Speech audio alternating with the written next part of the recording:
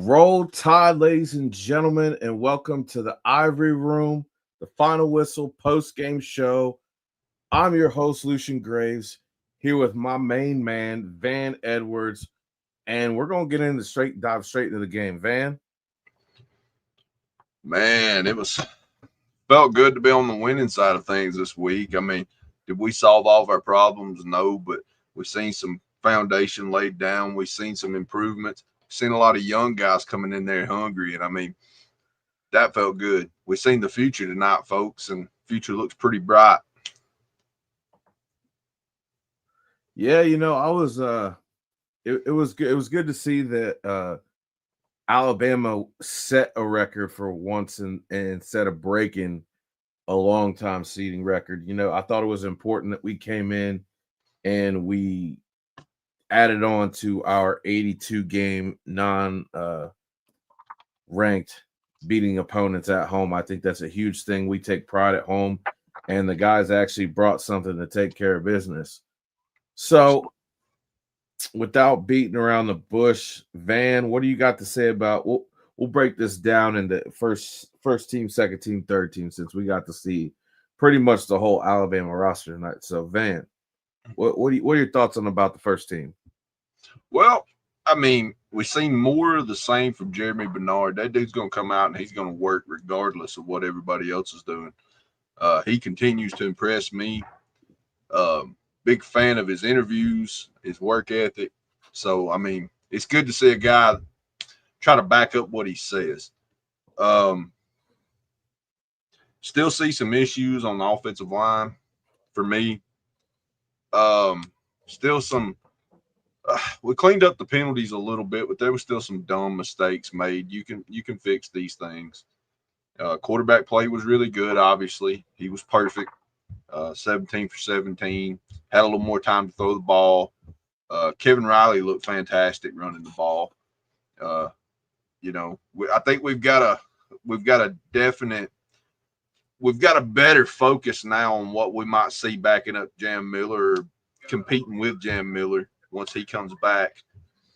Tight end core looks great. Cuevas, he's been playing hard. Other side of the ball, I'd still like to see more aggression.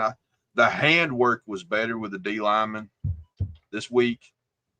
Still not where I want them to be, obviously. And like we told y'all Tuesday night, there's nothing they could have done to completely erase what we saw last week. But we're moving on now. We're 1-1. This whole season's still in front of us. So, I'm trying to have a certain attitude now. And but as far as first team, Hubbard was missing tackles. He missed a few tackles. I'm not trying to just key in on him, but he's going to have to do more. Coming off of last season, I thought he was going to be a big star on this defense. He still hadn't got back to that point. Linebackers weren't caught out of position as much this time. People were stepping up, making plays. Lawson was stepping up, making some plays in holes. They were showing better gap discipline. But yeah, as far as first team goes, they cleaned some things up. About you, Lou, what do you think? First team.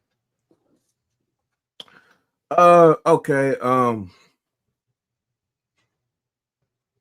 I would say that the first team defense as a whole played pretty well. Mm-hmm. I thought there were some. I'm gonna keep harping on it. We still don't have a pass rush, and then when we do have a pass rush, we don't have an ability to get a guy on the ground that's defensive line or wolf position that's combined in that. So I am gonna harp on that. I'm also gonna harp on Justin Jefferson had a great game. Thought he played well. Yep. He was flying sideline to sideline. However, I thought he did miss some tackles. Some people stepped out of his shoestring tackles. I still feel that Lawson needs to be more physical. I know the announcers were giving him props on filling that hole like an Alabama linebacker should, which they're out of their freaking mind because Alabama linebackers would have hit him back. And I just think, especially seeing the next group that we're going to highlight, I don't think that's senior leadership. Uh, Bray Hubbard and Deontay Lawson.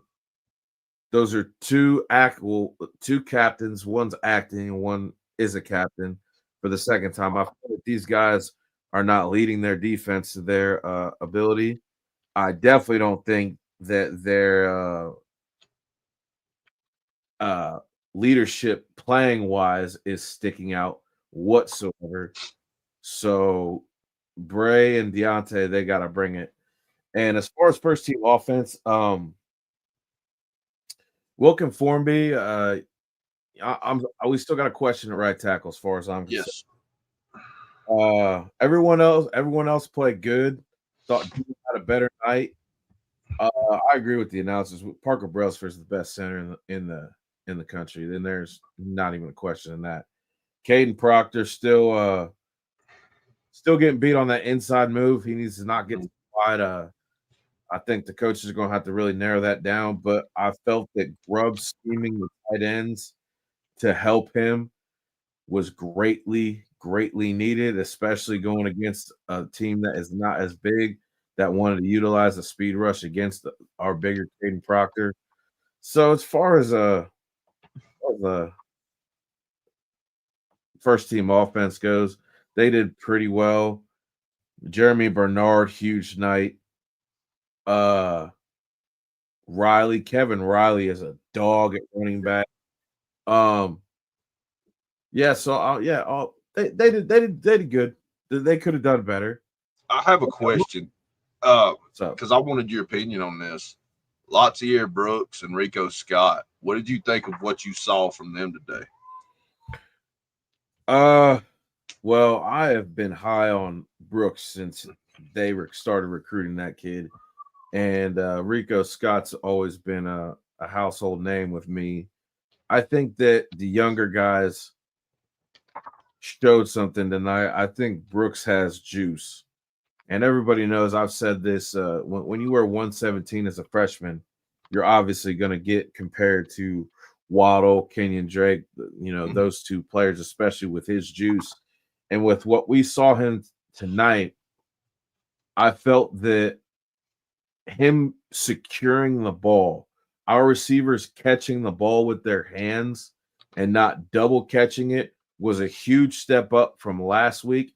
And the fact that Brooks was a true freshman, he went out there and made some really tough catches in space, and he made some moves on people. So I'm really high on Brooks. Really, really high on Brooks. He's got that lightning in a bottle kind of thing going on with him. We're here and gone, just an explosiveness and an agility and just kind of elusiveness that it's really exciting to watch that guy, man. He's hard to square up. And I could say the same. I could say the same for Brooks as I do Scott, man. They're great athletes. They showed a lot of promise tonight. I would say Rico Scott, yes. But Brooks has something different. He's got wiggle. He's got an ability to get in and out of a cut while still being in a cut and moving to the next cut. And that going forward is what's gonna separate him, especially with his physicality and him being willing to go get the ball when there's traffic. A lot of wide receivers, especially in Alabama the last couple of years, have been scared to go through that traffic. Right. So now that we have talked about the first team, let's get to who I want to talk about, the second team. What are your thoughts on the second team? Well, I thought I'll start with the offense. Austin Mack looked great. That dude's got a cannon for an arm. I'd hate to be on the receiving end of some of those, man. It looks like I was talking back and forth with Nick Saban Jr. in a text today, and it looks like a baseball coming out. Like, that dude's got some zip to it. Caleb Edwards, he worked with the first team some too, and I thought he showed some promise. He got one catch, but I see some blocking I really liked out of him. There again, the running back stable, everybody's doing things, but I thought Riley really separated himself, and then we'll get to the other one when we get to the third team. But the offensive line, when you get to the second team, was interesting to me. Carroll. I think Carroll needs to get more work with the first team. He did get some work with the first team, but yeah, I agree. He needs some more work though. I like what I've seen out of him. I'm not just trying to hate on Formby, but Formby has not looked great through the first 2 games. Not good enough, especially with a guy that's really trying to get his feet under him at quarterback. He needs to be able to trust his guys. Man, second group looked great. They kept things rolling. Defensively, though, is where I want to talk about the second group. I've seen more aggressiveness from the second and third group on defense, flying to the ball, linebackers getting in people's faces, the DBs coming up and just hitting people, man, and that was exciting for me. That felt like a little bit more old school Alabama, a lot more aggressiveness. I'm curious to know who stood out to you, especially on defense with the second group, Lushawn. Drake and Patrick. Oh, no doubt. No doubt. That man was making some hits. And that was that was a terrible targeting call. If that was a targeting call, then Ryan Williams should have been a targeting call last week. So they need to put a bottom line on what this targeting shit is, because that was bullshit. Too much gray QB Reese. Dude might need to get some first team reps. And Caden Jones, that dude was hitting people. 30 was hitting people. 30, you might want to teach Zero on how to meet people in the hole with aggression, because I think he forgot what it means to meet people at the point of the attack with aggression. As far as second team offense, Michael freaking Carroll, ladies and gentlemen. I'm going to say this right now. We might see him with the starting ones in the next couple of weeks. Because here's one thing that doesn't happen when Michael Carroll's out there. You're not going to push Michael Carroll back like some of our other right tackles have been pushed back in the past. And I think that's going to be huge going forward, at the same time as creating depth. I also felt that the running backs played extremely physical in blocking for the quarterback, something that was not a predominant thing last week. I thought the running backs did miss a bunch of blocks tonight. They did not. They were very physical. I think everybody was physical from an offensive standpoint of view when they didn't have the football. And I'm not talking about the offensive line. I'm talking more so the tight ends, the running backs, the wide receivers. When they didn't have the ball in their hands, they were making contact, at least forceful contact, with the defensive player. And you saw it helped create plays, because we got guys that they're going to break a tackle. So if you keep doing your job and they break a tackle, like we're going to get to in this third topic, because I think we're done talking about this one.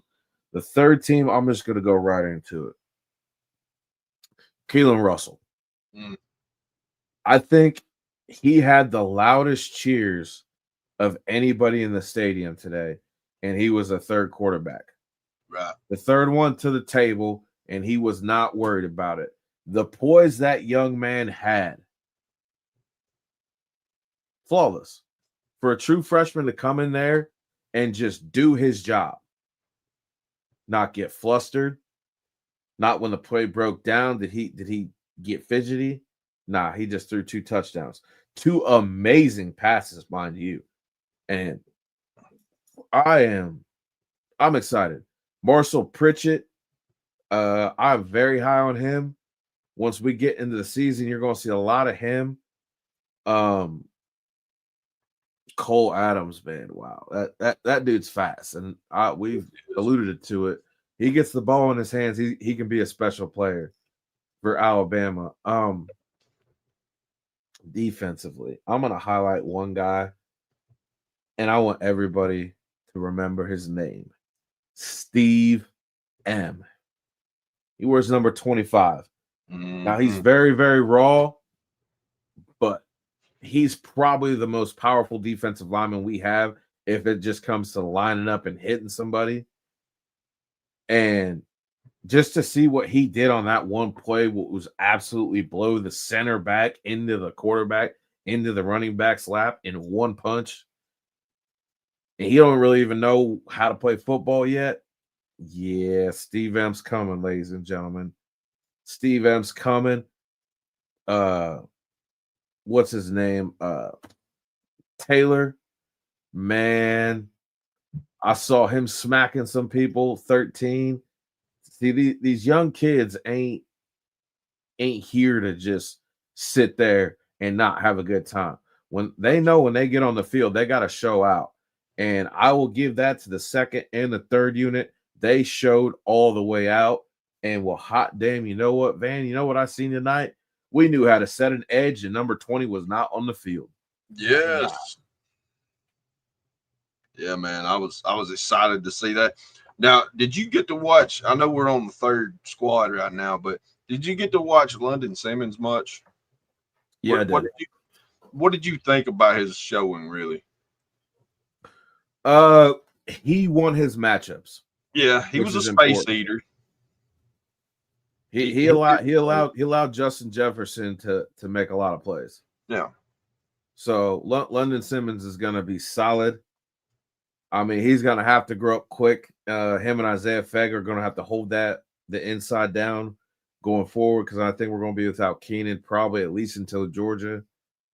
And then we're going to need that depth anyways. Finally saw Keon Keeley out there being aggressive. Yep. I mean, he really didn't make too much of an impact. Kelby Collins got out there.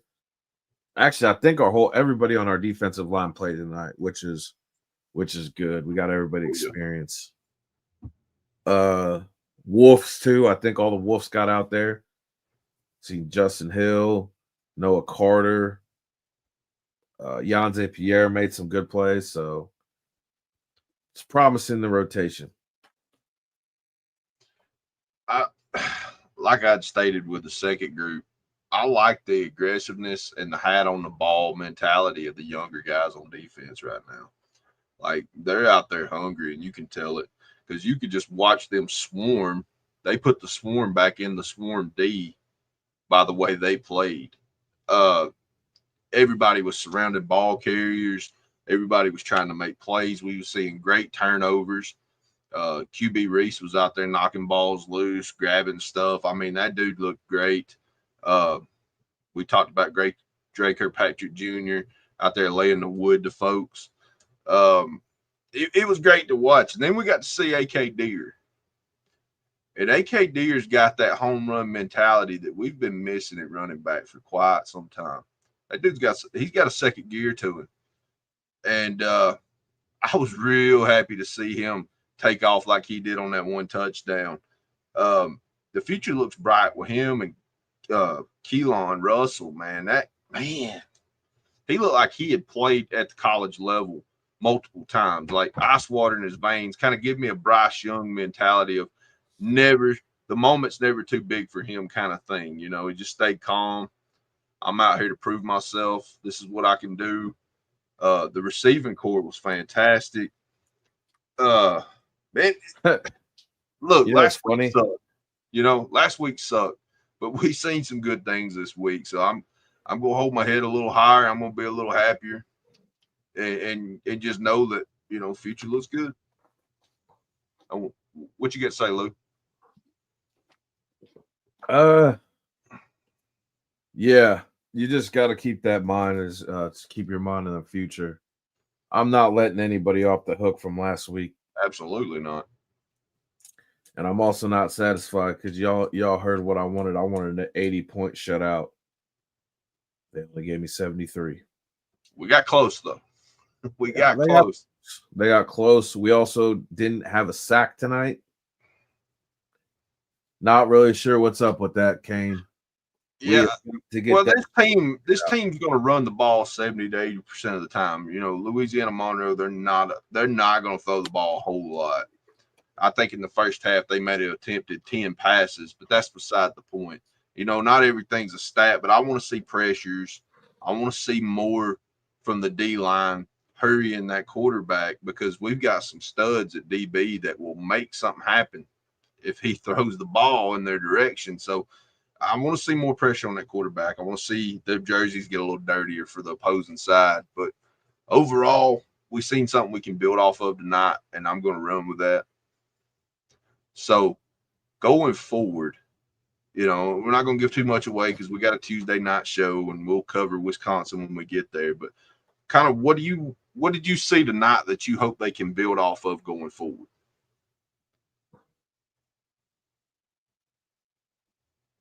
Honestly, nothing. It's a completely different opponent. They really can't take anything. It's a 1-0 week. They get 24 hours and they got to reset. So, yeah, this is a good win for the fans. This is a good win for the state of Alabama, but it don't change a damn bit of nothing what the final journey is. So, agreed. They got to lock in. I don't got nothing. I wasn't too impressed as far as like a team whole. Yeah. To dig themselves out the hole, what they did last week is going to take more than beating up a team that they should beat the shit out of anyway. So absolutely, and that's something we don't want to get lost in. It's a step in the right direction. I agree with this last comment. It is definitely a step in the right direction. And as a coach and as a fan base, and the players on the field, you want to have something you can look to and go, all right, we can build off of this. And I want to see that too.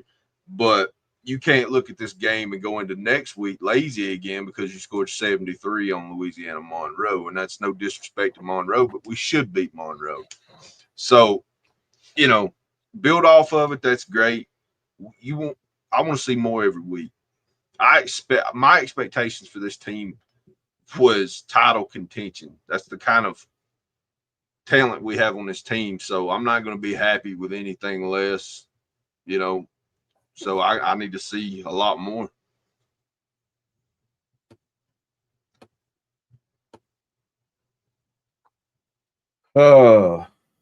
We got a question. Okay. I definitely got one. I see one too. I think it's the same one you're fixing to ask. Yeah. Our brother Icebox. So how will y'all feel if Alabama does beat Georgia? In the grand scheme of things, it's always great to beat a good team like Georgia. Don't get me wrong, I enjoyed it last year. But in the overall of the season, we wasn't in the playoffs. We lost the bowl game to Michigan. So Georgia's great, but it's just another game on the schedule. And I think sometimes we put more to it than we should. We need to win all the games on the schedule. Week to week, we need to be as prepared for each opponent. If it's UL Monroe, if it's Florida State, if it's Georgia, if it's Eastern Illinois, I don't care. You need to go in each game trying to prove something week to week. So, yeah, I would love to beat Georgia. It always feels great to beat Georgia. We've seen great things. We've seen great things last year when we beat Georgia, but hindsight's 2020. We also, the next week, lost to Vanderbilt. So it kind of took some of the greatness out of that win for me. So continued success is what we're looking for, not spurts. Lou, how do you feel about this question? Like, how are you going to feel if Alabama does beat Georgia? I'm not going to feel right way or any indifferent. It's a full season. Absolutely. Honestly, I'm not gonna feel any certain type of way till we get into November, December type football. Then we can start having conversations about how I'm feeling because it doesn't really matter right now. They got to go 1-0 every week. Mm-hmm. Yeah. Nick Saban Jr. said it in the last comment right here. He said, facts. I've seen a lot of good things tonight, but this definitely wasn't a measuring stick to see where our team is at, but definitely see a lot of improvement. 100%. That's not our goal, is to go in and beat ULM by 73. It's a great side note along the way. It's great for the players. I'm glad we got to see a lot of depth and get experience for everybody and kind of see what everybody's made out of. But this is just another game along the way, and I want to see Alabama continue momentum and keep building because there again, We won 73-0, but nobody fears us yet, and we want to see people fear us again. And it's going to take continued success. Van, you can't. Okay, for everybody saying to build off this game, you can't build off this game. This is ULM. This is not a game you build off of. Well, I'm old school. You don't disrespect the opponent. We should beat them. Absolutely. There's a reason why the betting line was 30-something points. Absolutely should have beat them. But we were also a 14-point favorite last week. So that didn't mean shit in the grand scheme of things. You got to go out week to week and take everybody serious. Yeah, but you when I see us play 4 straight quarters where both sides of the football is playing like their lives depend on it, I'll know we've probably reached another level that we hadn't seen in a couple of years. Until then, I don't think we're there yet.